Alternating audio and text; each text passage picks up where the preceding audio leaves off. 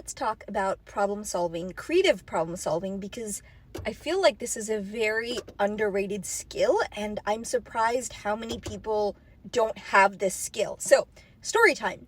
I just took my son to a pediatric specialist appointment. It took a while to get this appointment.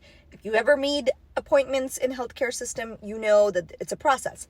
So we make the appointment. I take time out of work.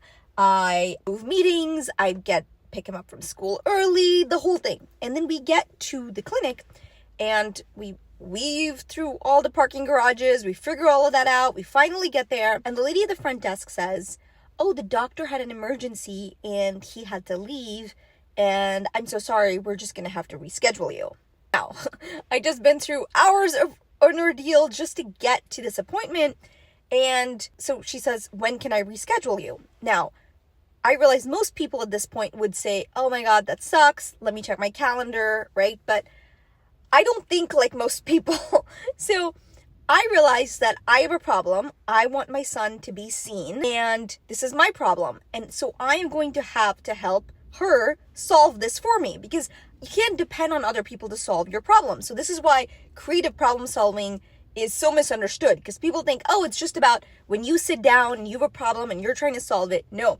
In fact, really good creative problem solving is when other people are involved. So I think about this and I say, "Ma'am," I'm being very nice here. I'm being very respectful because I realize it's not her fault. The doctor has left. He had an emergency. It happens.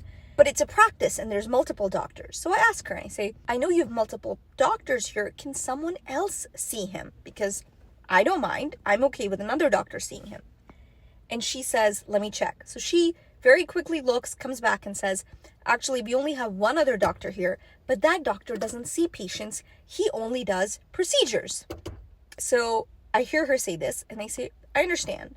He only does procedures, but since they're part of the same practice and this doctor is obviously not available, he hasn't had an emergency, couldn't this doctor also just step in and do this?"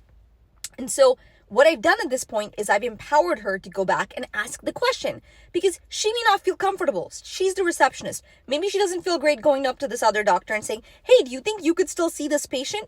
But I've made her life actually a lot easier if she can just go ask and say, "Hey, a parent is asking, a patient is asking, can you do this?" So we're waiting. She comes back 5 minutes later and she says, "Yes, the doctor will indeed make an exception and he will see you."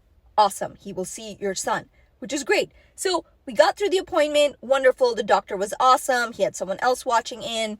Great. We got it done. Now we have a follow-up. Everything worked out.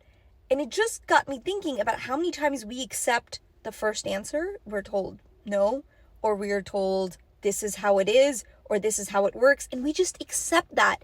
And I feel like I've always been sort of an odd one out, because I'm always curious to say, but we're both trying to accomplish the same thing here. So how can we make that happen? So this is your sign. Now, next time someone says, "Here's the answer," I want you to really think about what's the problem you have and who's the person that is best suited to solve that problem. Here's the answer. It's you. You're the person best suited to solve that problem. You might need to help the others in the situation, like I did. But if you actually really understand this concept and you apply it in your life will be so much easier.